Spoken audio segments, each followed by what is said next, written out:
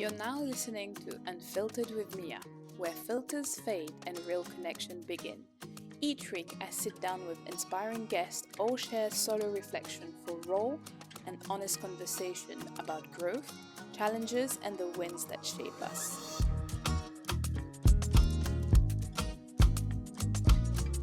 Hello, everybody, and welcome back to a new episode of Unfiltered with Mia. Today, I have a beautiful couple with me. I have Jessica and Steve with me. Hello. Hello. You all right? So, just a little bit of an intro. I did write a bit of an intro of what I perceive of your relationship. So, it's a couple that is now living in Dubai, and for me, embody what means to evolve together. From their love story and family life to breaking old habits and starting business side by side. So this episode will dive deep into love, transformation, choosing growth individually, but also as a couple. Yeah. Hit the nail on the head. Amazing. How are you guys, first of all? We're really good. I'm good. She's good. We're all good. We're good. But before we get into obviously like a couple of main things that I would love to discuss with you, I want to know, how did you guys meet each other? How was it? You can tell that story. That could be your story. How did we meet? I was Steve's wedding planner. Really? Wow. At his first wedding. Yeah, he got married at the golf club that I was working at. Okay. In 2010. Okay. That's how we initially met. Okay. He got married, was married for a few years, and they broke up. And then 4 years later, we met again when he was single. Okay. So it wasn't the reason for the breakup. But yeah, that's initially how we met, how we knew each other. Okay. And then we met again, just being out and about. Wow. 4 years after, yeah. I was like, oh, I don't recognise you. Oh, that's amazing. So yeah, that's how we met, yeah. So how long you guys been married now? It was 7 years this year, yeah. We've been married 7 years this year. Together, 12. Jeez, give me the secrets. I want to know all about it so I can find my Prince Charming somewhere out there, but I want to know everything about it. So obviously, then when did you guys move to Dubai? We're in our second year now. Okay, and what made you move to Dubai? Schools. Yeah. The safety of our children mainly. Okay. We just didn't think the UK was going in the right direction. Mm-hmm. Business. Yeah, our business, we wasn't doing well in business. I wasn't happy with the school. Our friends' houses were getting burgled. Our car got broken into. I used to wake up every morning, look outside my house to see if my car had been stolen. I didn't want to walk around the park anymore because I didn't feel safe. There was so many things that brought us here. I wanted to get a job. Mm-hmm. That was the main thing. So we had our own company in the UK. We did construction. Okay. And I had 2 young children.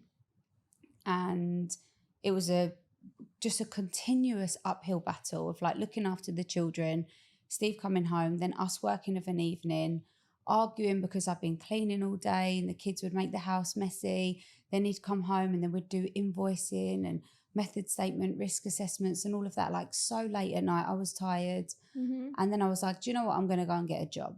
Okay. I feel like I don't know who I am. I want to go and get a job. Mm-hmm. And we looked at jobs, and I think the average salary for like if I went in and worked in an office or something was around, I don't know, 25,000, 30,000, which is a good salary. Of course. But once I then paid for before school club, after school club, holiday club, I was probably going to, how much did we work out that I was going to take home? It was like after tax, £300 a month or something like that. Yeah, after working 9 till 5, 5 days a week. Less than that, I think it was. I would have taken home like 1 or 2 days salary.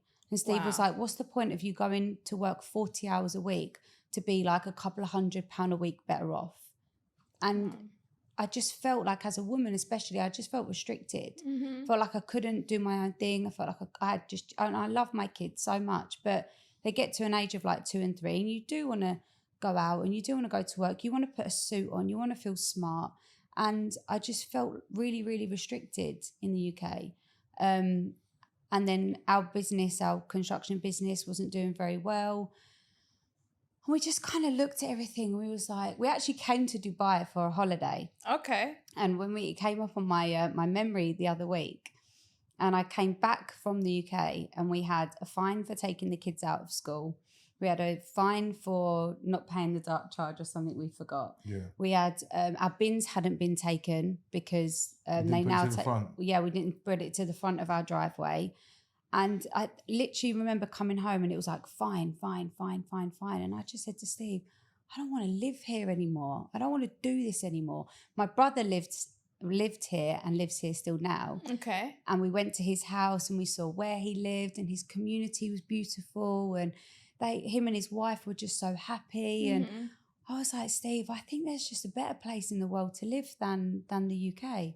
So literally, we put the house on the market the next day, and yeah, we went for it. Wow, what a journey. I didn't know that school give you fine if you don't. Yeah, in the UK, if you take your kids out of school, you get a fine. Yeah. Jeez, okay. Yeah. I mean, it's still here, you can't just take your kids out willy-nilly, but you don't get fined Of course. for wanting to take your kids on holiday for a week. So now, obviously, I understand it is a big shift, because usually people, when they move to Dubai, they move by themselves, 3/4 of the. I'm not going to generalize. There's a lot of families nowadays that are moving here, but it is a big step to do with kids as well. And then I fell pregnant. Oh, okay. Just to make it a little bit more challenging, I then fell pregnant. Yeah, so when we moved here, it was me, Jess, 2 kids, a 7-month-old wife. No, 7-month pregnant wife. Oh, 7-month pregnant wife, sorry. Yeah. And I had no job. Yeah. Okay. Just went for it. Wow. Okay. And tell me, how did that unfold for both of you? Well, we're doing very well now, aren't we? Yeah. It was hard at the start, don't get me wrong. We put a lot of effort in, we've done a lot of free jobs to get us where we are. A lot of networking. But it's paid off really well. And I mean, you can see already, obviously, it's been, 2 years you've been here? And then 2 years. Yeah, a year and a half, not even 2 years. We're in our second year, so it's a year and a half. Yeah, so it's built relatively fast, and you can now say that you are settled, right? Yeah. But I must say, we was quite lucky because obviously we had the equity in our house. We didn't come out here with no money. Of course. We had equity. We'd bought our house in the UK. We'd put a back extension, side extension, renovated the house. So we had money to come out here with. Like, I wouldn't advise anyone with 3 kids to just come to Dubai because that's not real. We made sure we had enough money for our rent for a year. We had enough money for the schools for a year. 2 cars outright, weren't special. Yeah, we just paid 2 10-year-old cars outright, so we didn't have overheads with that. So we knew we had a year to knuckle down, prove ourselves, build our company and our reputation, and then we would see how we get on. So we knew we was comfortable for a year. Okay, well, I love it because obviously you've planned your journey accordingly. One thing I would like to know, you've started your business from zero here. Yeah. How was that? It was testing at the start because even to get bank accounts, because Jess was pregnant, I couldn't get her visa. So it was my visa, but the company was both our companies. Of course. So at the start, it was very hard. So we ended up applying for free. And then it took weeks and weeks and weeks to get it. And then all 3 of them come at once. Yeah, the bank account was a real headache. That was really hard. I couldn't do my medical because I was pregnant. Oh, but then I couldn't get my Emirates ID. They was just prolonging it.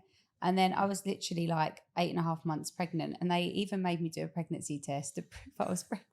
You had a big belly. Yeah. I was like... Yeah, so that was testing. But after you get that, and that you have to pay fees and stuff like that, which you have to pay every year. So that was the testing part. But once you're set up and everything's going, it works out to be fine. Yeah, we was lucky. One of our friends out here, who is our accountant, Stuart, he helped us a lot with kind of guiding us on how to set up a company, what we needed to do. So he was helpful in that aspect, because there's a lot to know. Of like course. I didn't know what an ajari was, Yeah. or that every business has to have an ajari. Like we work from home. Like our business in the UK was run from our house address. Yeah. You can't do that in Dubai. So there's a lot of things that you don't know. Obviously now we're in our second year, so we are very aware of how to set it up, but you feel like there's just so much information to take in. It's very overwhelming. And obviously you've got to think, I just had a baby as well. Yeah, true. So I was trying to juggle like setting up a business, getting our visas, getting our medical, getting the kids into school, getting the kids' visas, going to hospital appointments with the baby. Like when I look back, it was mental. Saying that though, we did set our company up way before we come out here, didn't we? Yeah, we did. We did set. I come out here. Well, no, both come out here. You was fine. Yeah, we come out and set the company up before we come here, so we was a step ahead. Okay. But it was just the bank accounts that we struggled with at the start. Okay. Obviously now the next question that comes to my mind, and I'm just like, damn, they moved to Dubai, start fresh, obviously. Yeah. Open a business. You are pregnant. How do you keep that spark and that relationship strong? Don't drink. I mean, Steve and I have got a mutual respect for each other. I couldn't live without him, and he couldn't live without me. And same with the company. I say our company does so well. I do what I do. She can't do that. But then I've got no concept of anything on a computer. There's no point scoring. No. There's no status like arguments. We know that exactly what Steve said. I couldn't do what he does, and he couldn't do what I do.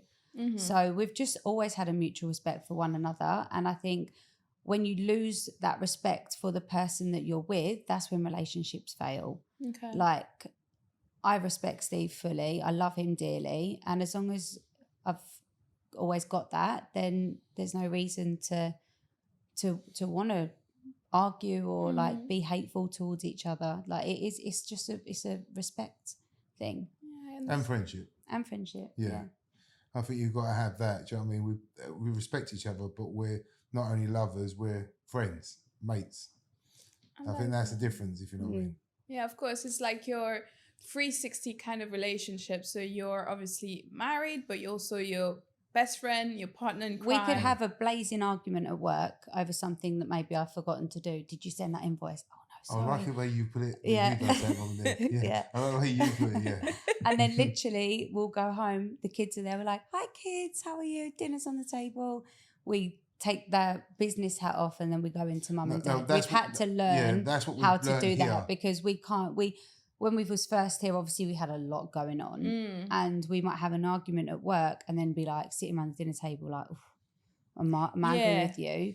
And then we do sit down with each other and talk. We're like, right, okay. I'm a typical blood-headed or hot-headed man. So when we talk about things at work, I sometimes get over, not angry, but I'm very passionate about it. So I come across a bit aggressive. And that used to wind Jess up. Still does. It still does. But she understands now that it's not, I'm not being aggressive. I'm not shouting. It's just that I'm trying to get my point across. But I talk to everyone the same. So when we're at work, if I talk to a colleague or just, it's a work colleague. Yeah. We leave that at work now. And when we come home, that stuff at work is work. And when we come home, it's private. It's private life. It's and also, we have never, ever, ever gone to bed on an argument. Okay. Never. Like, even if we have to sit up till 3 a.m., we will talk it out and be like, right, we're not going to bed like this. Let's sort it out. And then tomorrow's another day. We just don't drag anything on.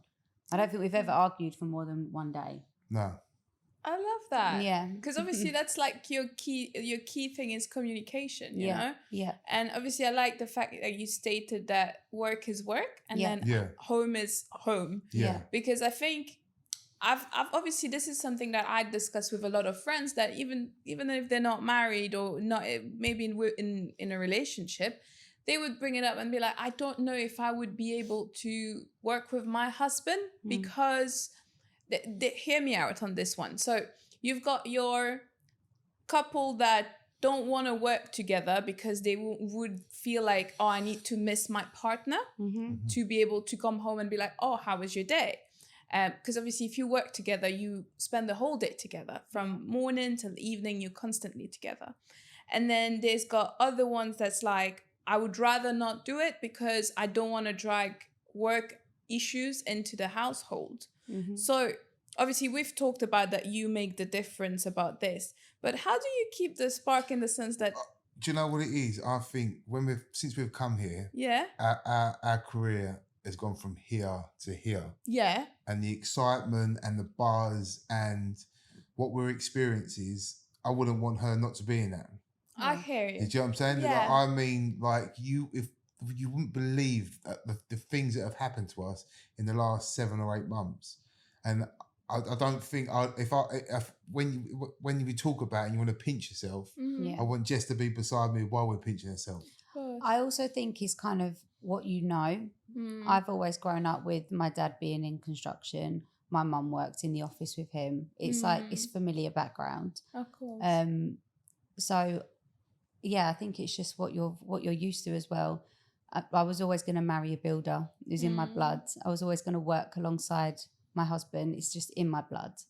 So I think it's kind of what you're used to as well, what you're brought up with. Yeah, of course. No, I hear it. And it's beautiful what you just said, Steve. I want to take a little moment to put emphasis on this. It's like almost like I want to build this empire together. Yeah. It's not just like, okay, that's my moment of shine. No, it's like our moment of shine. And well, it's like when we're at home and then say it happens, she goes, "I'm so proud of you." I'm like, no, it's not me, it's us. Because my motto is, I'm the steam train. I'm the one that's on the track going, but sometimes I need someone to throw the coal in. I'm the coal Do you know what I mean? She's the coal thrower that keeps me going. But listen, I'll happily, most men need a woman behind them to give them that little push. And I'm lucky that Jess is the one behind me giving that little push. Oh, that is so sweet. Honestly, this is like, that's one thing that caught my attention right away the first time that I met you both. I was like, these guys are so inspiring as a couple. Like, thank you. When I meet my person and do get married, like, this is the kind of things that I want to have with my person. Is don't get me wrong, we have our little moments. Don't get me wrong, yeah, of course we do. But we're with each other we sleep for probably 4 hours because of our kids. We're probably with each other for 19 hours of that. Yeah, of course. But there's a lot more good times than there's bad times. We don't really we have bickers because she's like office head. I'm construction head, and office and construction sometimes clash. Do you know what I mean? She wants it like everything written down, Reginald, and sometimes I'm like, can't do that. We've got to get it done, so we're just gonna jump over that little bit and get it done. I like to see everything on paper, all organised, and see. So I've already ripped it out. I'm like, wait 1 second, like we haven't got this written down. So that's where we are a little bit different. But yeah, of course we argue. But not massive. But our main arguments used to be, he used to make a mess after I used to tidy up. Like that, just that, like, I'd never felt appreciated because I was at home with the kids. Like in the UK, we used to argue just about, like, he'd go, what's for dinner? And I'm like, I haven't even thought about dinner yet. That's a good thing about Dubai is we've got help now. We've got help. Nanny, so all of the arguments that we used to have, like, why haven't you put your washing away? Why I've been doing this all day. You've left your trainers at the front door. Like those petty, horrible arguments, they've been taken away. Like obviously, and the thing is because we've got a nanny now. Our time when we used to come home, say it would be messy or the kids would have the toys out. We're not spending it with the kids. We're putting toys away and putting bits and pieces away. Or Jessie's cooking the dinner. Now we have a nanny that we come home from work and we spend quality time with our children because I'm not worried if the toy room's messy. What we've started now, we've brought a new rule in, is when we come home now, we don't touch our phones because we did get a bit obsessed with work. But when we come home from 4 till say 7, we try, unless it's an important call, we don't try and stay off our phones for that period of time. It can wait. And then and that's why we do a little bit with the kids on a Friday, and we make sure that we're with the kids Saturdays and Sundays because you have to balance. Jesse's dad said a thing the other day, is like he was a very successful, always still is a very successful business person. But he was so business minded he missed out on a lot of the children's stuff. And he said to us, don't do what I did. Make sure you have a balance of working and spending time. But I think here makes it easier because you do have help. Of Yeah. course. You have nannies, you have drivers. So you haven't got, when you've got that help so that you don't have to tidy up after the children. You don't have to cook dinners. Yeah. You don't have to put clothes away. Of course. That helps there. Of course. No, definitely. But I love it because I like the thing that I can hear from your story that there's that constant, how do we work to be better together? Yeah. And obviously now shifting into this, getting better together, one of the topic that I really wanted to bring up with both of you is obviously you both have been sober for a little while now. Yeah. 7 months. 7 months now. And it's Not been a drop. journey. Yeah. Yeah. So tell me more about this journey. So I'll tell you how it started. So Yeah. I might as well. So I've been wanting to give up alcohol for quite a long time. Okay. In the UK, I used to always want to try and give up, but you get peer pressured, you're boring, you're this, you're that. So then on the Friday, I'd have a drink. Mm-hmm. And then we come out here, we was drinking a lot. Not so much like as in alcohol drinking, but we was networking 4 times a week, drinking. Not binge drinking, but just constantly drinking. Drinking. I hear it. We'd be out all the time drinking, and it come to a Sunday, and I've been drinking on the Saturday, and I got a client ring me up, and I put the phone down, and I thought to myself, I don't feel like I was on top of my game. I felt like, did I say the right things? And I was questioning myself all the time, and I thought, I'm not going to drink. And something I think with drink, you can tell yourself you're not going to drink, but you have to really not want to drink. You have to want to do it. I from that day I said I wasn't going to drink, and then the day after, my friend Boya come round. Okay. He doesn't drink, and I said to him, I'm not going to drink for 6 months, and he was like, "You decided that?" And I was like, "Yeah, I've decided I'm not going to drink for 6 months." And he said, "Well, you're a weak man, and if you can't keep to what you've said."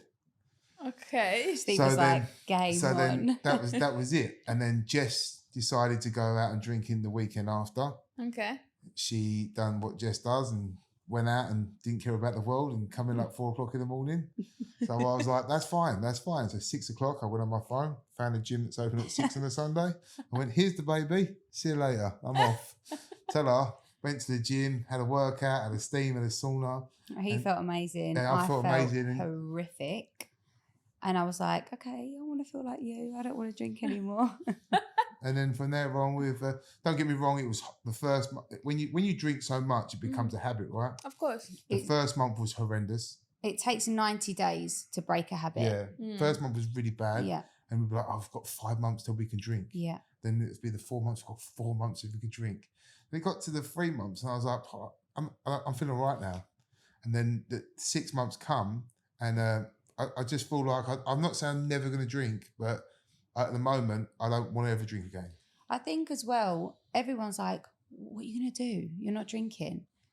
And the answer is a hell of a lot more because I'm not going to be hungover. And I think that is, and my brother actually came round as well, and he was like, they went and watched the Tottenham game together. Okay. He wasn't drinking. Okay. My brother drunk. He then came round the next day. The day after. And he was like, Steve, I so wish I didn't drink. And he actually said to Steve, no one ever regrets not drinking the next day. Don't wake up and think, you don't wake up and think like, I wish I'd have had a drink. I think the buy though, it's not a big thing if you don't drink. Yeah. Do you know what I mean? I think a percentage of people out here do not drink. So in the UK, and I'm not knocking the UK, but in the UK, a lot of people do drink. Of course. Like Jess went back this summer, yeah. And she had a bad day. My mum's not the best of health. Jess was helping my mum. She had the children. She didn't have me. She didn't have Nanny Lemmy. So she had a bit of a rough day. And when she sat down, her mum was like, what you need is a large glass of wine. And she's like, no, mum. I was like, that's the last That's the thing last I thing I need. want. And but that's the It's way the mentality. that we're brought up.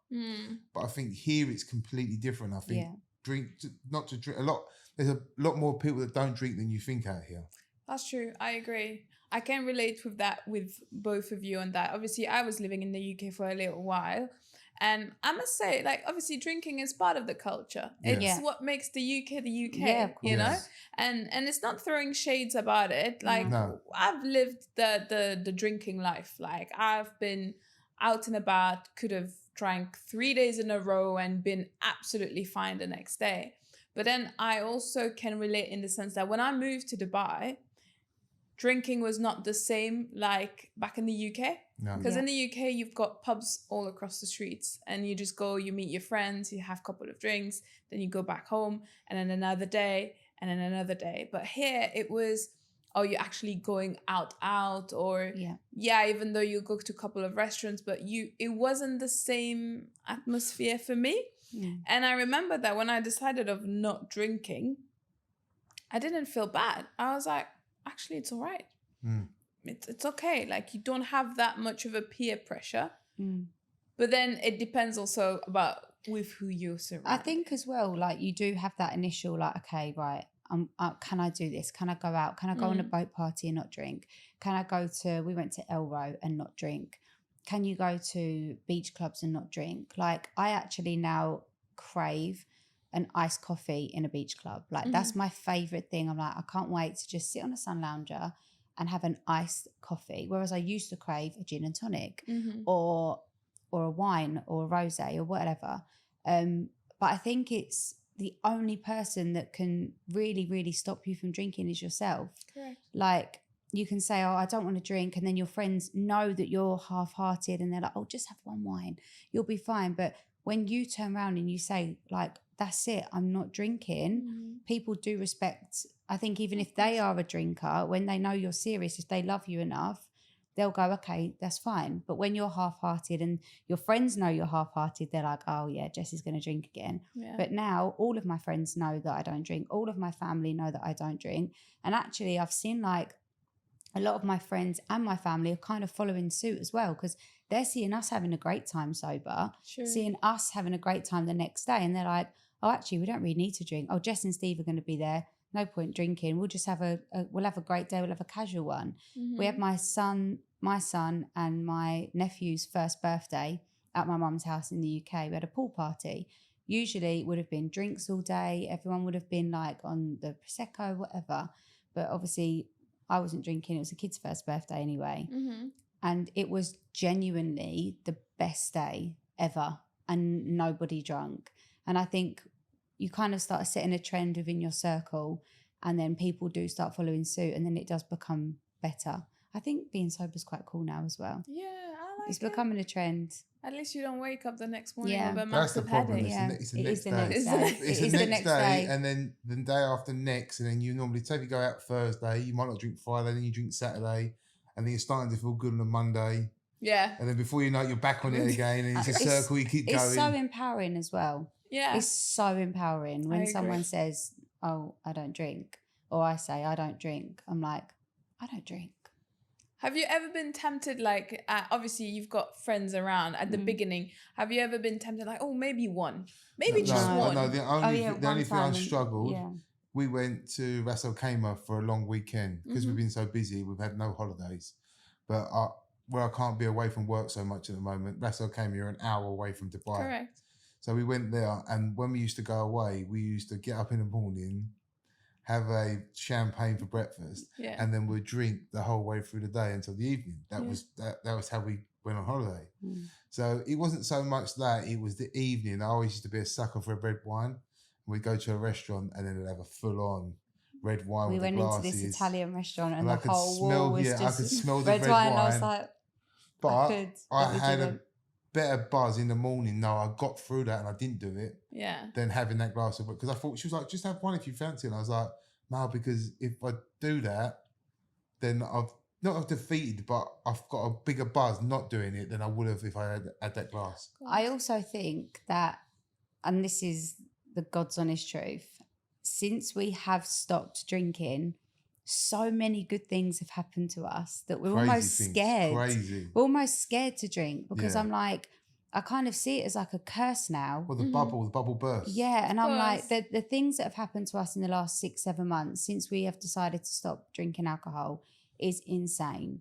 the people we've met, the opportunities we've The had, awards we've won. the Can't awards, talk about it, yeah, but like awards just we've the won. things that have happened. Yeah. And I honestly believe, like, we're a big believer in like how the body works with all your chakras, and I do honestly believe that when you've got alcohol in your system, you're just not aligned correctly. Well, it's a known fact that you Yeah. block Of course. your top chakra. Yeah. course. It's a known thing. So when you don't So drink, I feel it's like open. now we're cleansed. I just feel like we're so much more open to the higher power, and that's why we're receiving so much Of more, course. because we're not off. And another thing is that as much as you don't think your children know when you've had a drink, right? Yeah. And our children like us better when we don't have a drink.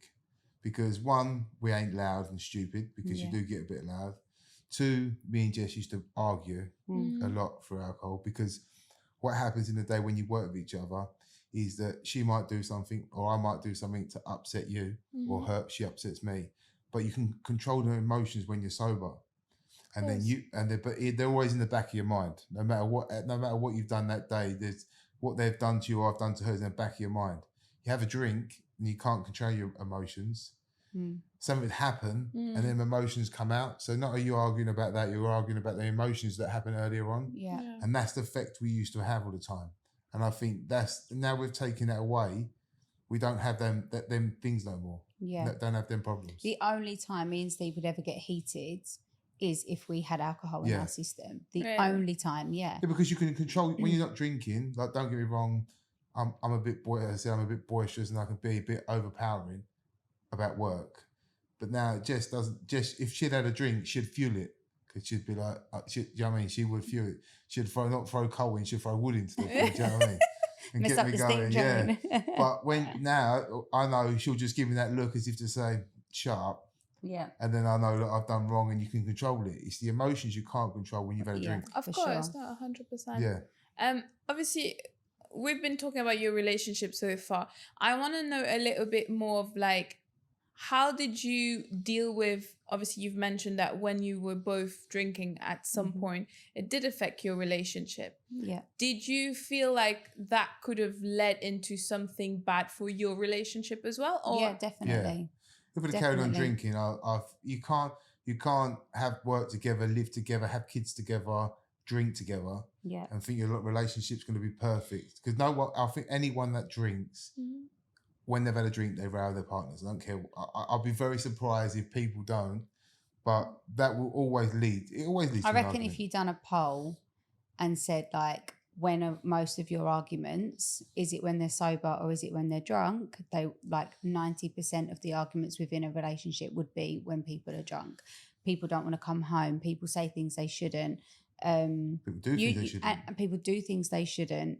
And you don't. Sometimes you say things when you're drunk, or you do things when you're drunk. You would never do when you're sober. Yeah. So it's not actually you that's doing these things. It's the alcohol. So you take that away and then you know, oh, okay, right, it's midnight. I should really be going home now. Whereas when you're drunk, you're like, I'm not going home yet. I'm going out. I want to find the next place. I want to go. I don't want to go home. Like, you're almost like running away from something that you don't actually need to run away from. Of course. And yeah, we was arguing quite a lot, wasn't we? When we decided to stop drinking, it was because we had the pressure of like obviously everything that was going on. Our son, he was quite like poorly at the start. So I think I breastfed him till he was like 4 months. And then after that, I was like, right, okay, I've got catching up to do. Like, I want to go out. I want to feel good. You're in Dubai. You're going out to brunches. I want to go brunches. And then the point scoring thing started happening. Like, you've been out on Saturday. I'm going out on Sunday. And then it was that. And then it was, obviously, I hadn't drunk for like a year, breastfeeding, being pregnant. And then I'd be like 2 wines, super drunk. And then he's worried about me, texting me, you okay, where are you? I'm like, leave me alone. But actually, none of that needed to happen. Like, none of it. And in Dubai, you can get caught up in brunches, beach days, wanting to do especially this. when you get here. Every single day, every single day, there's something to do. Of We course. we could go out right now. Yeah.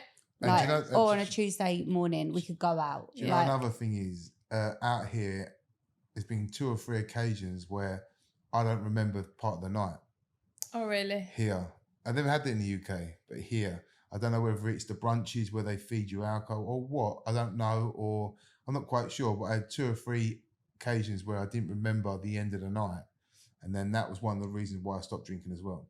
Yeah. Definitely. Because no one wants to be out and don't know what they've done. Exactly. No, I completely Not that I agree. didn't think I was hiding for anything. For me, I didn't like the fact she didn't know that. But I'd say, do you know what? I don't remember that Coming part of the night. home, yeah. Yeah, no, obviously it is scary because mainly when you have that moment of like, oh my God, I don't know what happened. I don't know, like, where am I? Like, one of the reasons. Everyone's had it. Yeah, one of the reasons why I actually quit alcohol is because the next day I would have anxiety. Mm-hmm. Like the worst anxiety that you can think about. And I would just wake up, like I may have not done anything, but I would be thinking a million thoughts. Oh, what did I do? What did I say? The prime example is not that nothing bad happened. We went to a networking thing, and the next day Jess was like, "You was so bad," and I was like, "Was I?" It's like, you were so drunk. I don't even remember. It's like, "You were so bad." So we rang up our friend Nurez, and I was like, "Look, I'm very sorry." He was like, "Sorry for what?" And I was like, "I just said I was really bad." He was like, "No, mate, it weren't you. It was your wife." So she'd blamed me for being bad. I couldn't remember it, but it wasn't even me, it was her. So she was getting me to apologise for what she'd done, not herself. But that's like what example was. It's not like I'd done anything bad. I just couldn't remember what happened. Yeah. And also, we're trying to grow a business. We're trying to like push ourselves. At the time, we was trying to grow a business, trying to push ourselves to be like professional and stuff like that. The alcohol just didn't suit the whole image. We haven't got time to have a hangover now. No. Like as we said earlier on before we come on, we was up at 5, we was out with the kids. Yeah. We're here. But we're up at 5 every day because either Saxon wakes us up or Roman or Celine. So we're up at 5. We go gym in the morning. We're at work at 8. We get in at say 4 or 5, spend a couple of hours with the kids, and then we work from 7 till 10. There is no time for us to have a hangover. There is no time because hangovers last. You know what it's like. You wake up in the morning, you're groggy. You know what I mean? You think a couple of coffees to get you over it. You're not really in the work mode. You're trying to pretend you're in it, but you're not in it. You're at 12 o'clock. By 12 o'clock, I have like 60 WhatsApp messages. I can't afford to be that far behind. Of course. And mainly here in Dubai, life is such a fast pace. And I believe in Dubai, there's always competitors. Whatever you do, whatever industry you are, you will always find something that will try to be better. That was the reason why I stopped drinking. You know? That was the reason, because you snooze, you lose. Oh, Someone's up there taking a job off you. Oh, 100%. But that was the day that reason you're why. hungover, the person who isn't hungover has taken the job from you. Exactly. Literally, that is how it works here. Definitely. And there's always someone coming up behind you. Like, we're newbies in the renovation industry. But there'll be someone moving tomorrow, today, ready to do exactly what we're doing. Who's ready to be on that A game all the time. Respond to messages, quotations go out. You have to be on everything, because one quotation, our QS has a quote. If we read that wrong and we send it out, say it's 100 dirhams, 100,000 dirhams out, because we check everything. That's our problem, because we had a drink the night before. So you have to be on your A game. So I think just as people all round, wife, mum, friend, businesswoman, I'm just a better person without alcohol. I agree. To my core. I am. Yeah, I agree. I am. I just feel like I feel better in myself. I feel like I'm more attentive to the children. I feel like I'm more switched on at work. I feel like I respect Steve more than when I do if I'm drunk. I just feel like a better person inside for not having alcohol, and that is why I will never drink again. Never. Not even a glass. No, because I don't. I'm not saying I never will, but I don't feel the need to. You can never say never, right? You don't know what's around the corner. I think if you like really love a drink and you're like, do you know what? I love gin and tonic, so maybe I'll have one, but I'm not bothered about it anymore. Like, I don't love gin and tonic to the point where I'm like, okay, I'm getting to a point where I just want to have one. Like, I'm happy with sparkling water. Like, I'm happy with what's the one I love? Lemon and mint. I love the fizzy lemon and mint drinks. I love them in a wine glass with a nice bit of mint in it, nice straw. Like, yeah, we went to Russell Peters on Saturday with our friends, and you look round that people have them 2 drinks, and I was like, what's the point of having 2 drinks? No, but if you like it, then fine. But I think as you said earlier on, the calories. If you go gym, but what is the difference between having 2 sparkling waters or 2 wines? Of course. If you're not doing it to get drunk. Yeah. Exactly. If you like the glass of red wine and you're drinking it because you like it, fine. But I wouldn't have it. I actually smelt a glass of wine the other day and I was like, No, I agree. I mean, listen, as I was telling you, there was a moment where I was not drinking and I drank again. But it's funny because it almost puts you off. Yeah. And you're like, oh. Or do you know what puts you off? Seeing drunk people. Oh, yeah, that is, yeah. That is like, we've my brother DJs at O Beach. Okay. So we go there quite regular. And obviously now we're not drinking. He doesn't drink. And you see the start of the day, everyone's super like sophisticated and then as the night goes on or the day goes on, you just see the people changing. And like we bump into people from the UK and they're just absolutely like paralytic. You don't know what they're saying and you're like, oh my God, to talk in your ear and just keep headbutting you every time. You think, oh. Or you see you can see the mood changing a little bit. You can see it getting a little bit aggy. Yeah. And because you're sober, you're so aware. And if someone barges you, like Steve's like, oh, sorry, mate. But if he was drunk, he'd be like what are you doing? Yeah. So just watching drunk people as well, is the biggest no-go. Like when I see drunk girls and I see drunk men, I'm like, I just do not want to look like you. And that's again is another the Russian woman in the swimming pool. Oh God, she was scary, wasn't she?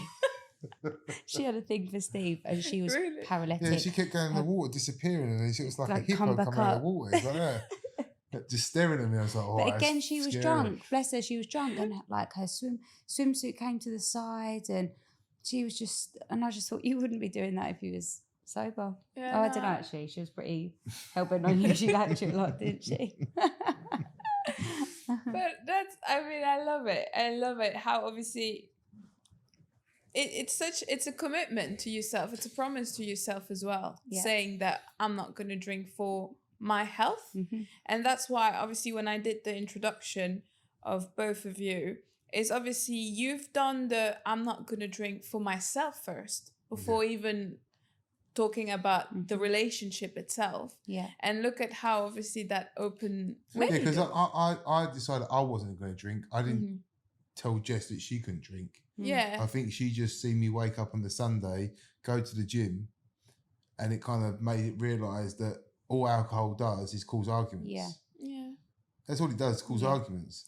We've had so many people as well say to us like, oh, you're not drinking, I don't want to drink, but I've got my mum coming over next week. So what I'm going to do is I'm going to be with them, drink with them. And I'm like, you don't want to stop drinking. I think you want to, but you don't really want to. There's no excuse. There's no wedding or birthday or hen do or party that you can go, right, after the hen do, I'm not going to drink, or after the birthday, I'm not going to drink. Just do it. There's no, you can't keep putting it off. You've got to want to do it yourself. You can't, inside you've got to want it. It's easy saying I don't want to drink, but there has to be something inside that tells you that I really can't, I don't want to drink. Yeah. It needs to be from within also. Yeah. I have it reminds me a lot of couple of New Year's back. So in New Year's, I used to always like to get smashed and be like, see you, bye, ciao. I don't, goodbye, me, past year, I'm ready for this new year. And then it's been 2 years actually. Obviously, I have a drink, like a champagne or something to just cheers. But I would rather, I've actually started something where I would go to bed as soon as midnight hits. If obviously the past 2 New Year's, one that was with my mom, we were at home. The other one was at a friend's house. It was relatively chilled. So we had yes, cheers, da-da-da. Then I got home relatively early, slept, and I woke up at 5 a.m.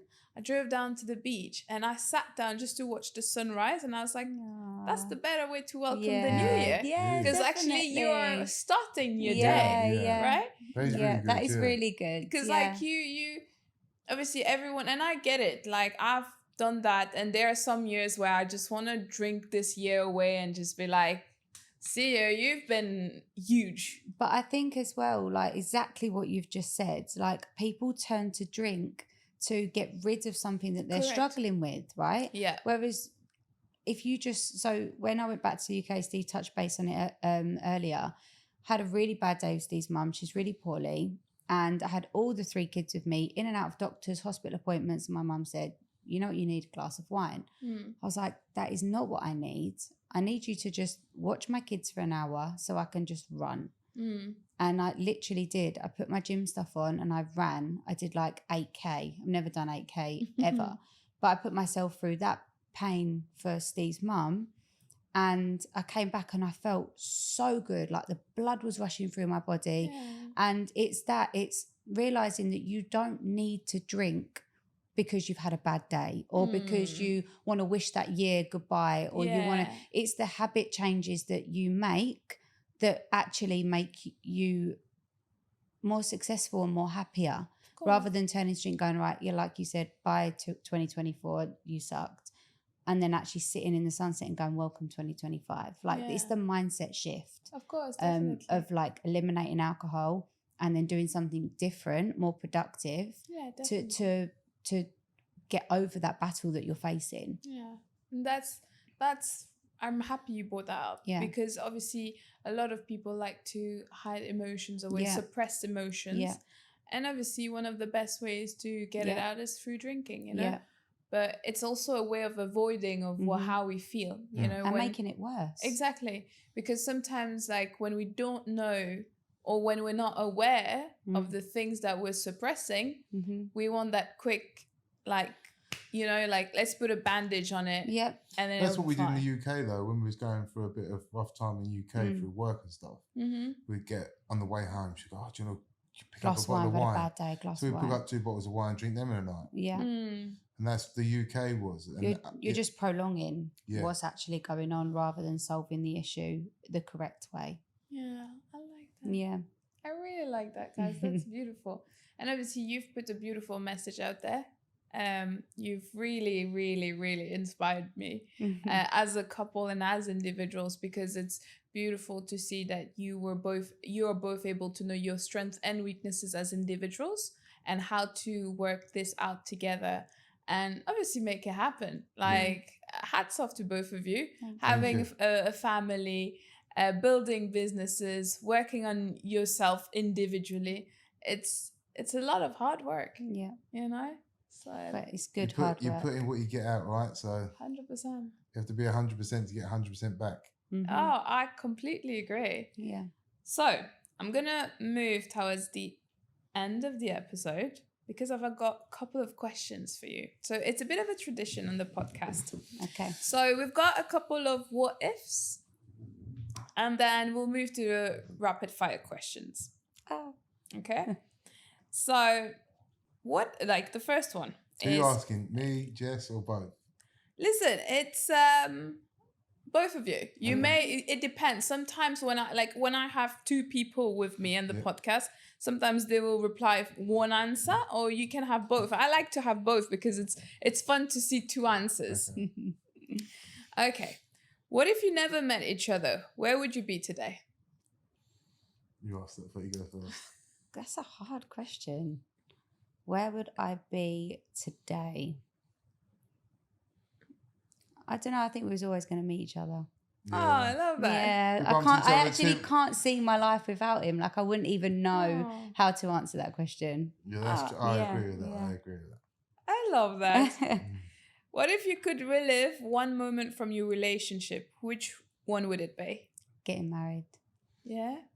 It's the best day. Yeah, it's either getting married or birth of our children.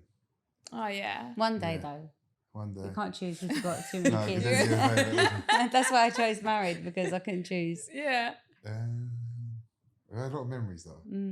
Probably getting married then. Okay, I'll take that. What if one of you had to move back home tomorrow? Would the other follow? Yeah. Yeah. That's not going to happen, right? No. Listen, no. As of now, you know, I always tell people when I came here, I always said, I will go back to the UK because I loved the UK when I was living there. Now that you're here, you're like, no, I don't know if I can do that. No. Never go back. So I went back to the UK, like, and stayed with my mum, and I was like, I'm not going to pack nappies. I'll just buy them rather than taking a full suitcase of nappies. And landed, and I was like, right, Mum, I need to get some nappies.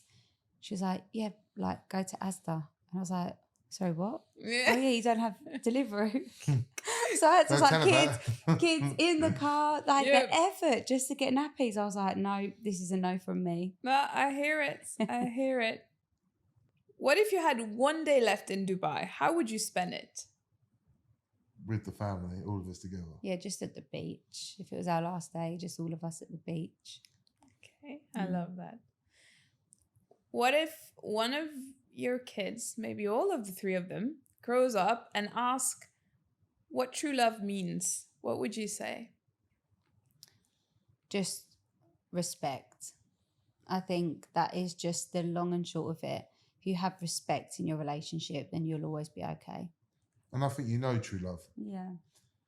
You can't. True love's inside. I think you know true love when you've got true love.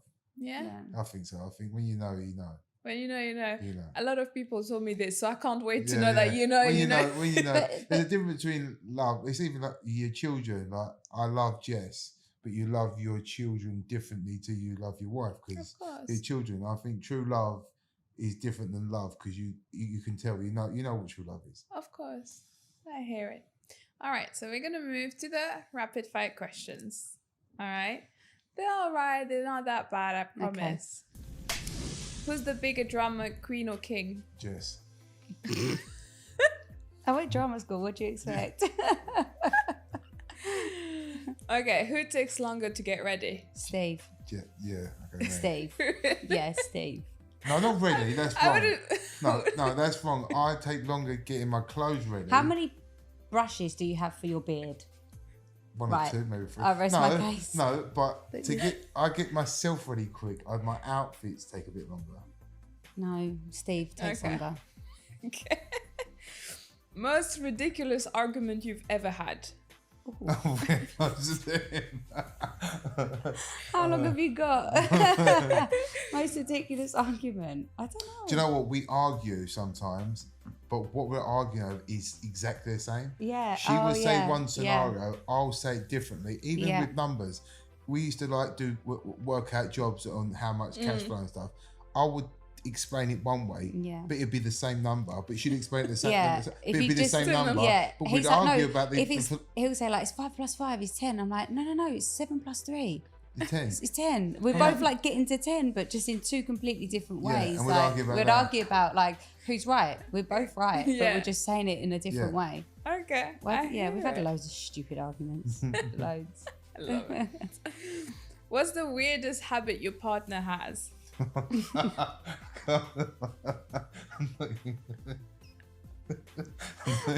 your habit? A weird habit. He's got a good one. He's got a good one. I don't think you got any habits. You haven't got any habits. What's like a habit? Like a weird thing that he does, and I don't know. Like something weird that you just like, right, that's really weird, but fine. No, I don't know. I don't think you've got any weird habits. Have you? Have I? Have I got a weird habit? No, I can't think of any. Are you sure? I've got the giggles. No, I would say we've either got like habits. Or okay, let's not put habit. What's the word? I'm trying to find the English word. It's not a habit. It's something that annoys I'll tell you one God, thing here we that go. annoys me. Annoys you? She'll break one nail. Oh yeah. Instead of just getting that nail fixed, because that's what not normal people, she'll bite every single nail off to get them all done. Yeah, till I go Why? So it takes 5 minutes to do one nail, but she wants to go and sit there for 2 hours to get every nail done. There's a method to my madness. Do you have anything? Have I got any? No. Like something that annoys you. Like I can't find it. When I used to do his washing, he used to put his socks in the wash bin, but like put together. Okay. So like as a ball. Like, why do you do that? Well, because I know where the two are going to go together. Because nothing Yeah, I worse know, when you go but- to the drawer. but then when you go wash- to one black sock because she's No. washed because you didn't wash it last time. What, so and you- I've got one. Do you think they should be washed in a hard No, ball? I How think are when they you gonna go get to the washed? washing machine, you pull them out and you put them in the washing machine, the two together. That And used then to when they come really back out, you annoy put them me. back and put them down the thing. I should just throw them away. I love it. Who's Who's more likely to fall asleep during a movie? You. Me, yeah. Okay. All right. No, but what Steve does is, this is a habit actually. This is a habit. He will sit there for half an hour going through the channel. I'm like, I'm not into films. I don't Yeah. really watch films. And he'll like sit there for half an hour, like choosing it. I'm like, babe, please just put a film on. Like, we've literally sat if I'm tired. He'll put it on, 2 seconds into the film, be asleep. And I'm like, now I'm wide awake. I'm into this film. And you're sound asleep. Like, how is that? Like, yeah, that's probably your Yeah, habit. that is Taking half an hour to choose a film Yeah. and then falling asleep the second the film comes on. I love that. All right. Name one quality. No, not one. 3 qualities of each other. You go Jess first. is loving, caring, and thoughtful. Oh, that's nice. Steve's best qualities is probably how protective he is, like over his children, even his friends, clients, like me, myself. Like, he's just such a protective person. Just how much he cares about everyone and everything. Protective, caring, and quality. Good at my job. No, not your job. Oh, He's a really? great dad. Yeah, he's a really good dad. The kids Okay. love him. I love that. All right. Where are we? Okay. What does love mean to you now versus when you first met each other? When I first met Steve, I didn't even really want children. Like, I wasn't fazed by children. I was like 20 when I met Steve, though, so I was young. And I just thought love was just kind of who you was with, like who you grow up with, grow old with, have kids if you was like needed to have kids or whatever. But what I've realised now is love, when you meet someone and you choose to have a family with that person, that small hub that you make is all you have. No matter like what happens, like you always have, like I have my siblings, I love my siblings dearly, and then I would do anything for my siblings, and like that's what I've made with Steve. Like, I hear it. I've got my husband and I've got my children, and friends come and go, like distant family you can fall out with come and go, but actually the older you get, the more you realise your family is all you have, like literally. So Our love has grown a lot stronger Yeah, as we've got. Like, we've always loved each other, but I think every year your love gets stronger and stronger and stronger. yeah, to 100%. me it's now like, I think kids make you more. yeah, your hub, you're creating your hub. Your love is the hub that you're creating. And I think as kids get older, they obviously they love you as a child, obviously, but as they get older, they show their love more. So it just makes their love even stronger throughout your family. I think as well, as I've got older now, my siblings are older. We've got children like the same ages. Like, that's all I like want is for my children to love their siblings as much as I love my siblings. Getting emotional. And yeah, just create your hub. That's so cute. Thank you. All right, let's move to the next one. What's one thing your partner taught you about yourself? How to be selfless. How to love myself. Oh, so cute. What's one word that defines the current chapter of your relationship? Exciting. Partnership. Okay. If your loving relationship had a soundtrack, what would your song be? A song. Can't think of a house song, can we? That will go over. A song. What song would we? Yeah. What song? Or what's your song? Midas Touch. Yeah. I've got the Midas touch. Ah, That was our wedding song. yeah. Yeah. All right. Okay. Well, guys, that was lovely. Thank you for having Thank us. you. It's good. Thank you Yeah. for sharing your beautiful story. Thanks for And having us. Thank you for Of having course, us. it was my pleasure. Keep growing stronger and stronger. Keep doing what you're doing.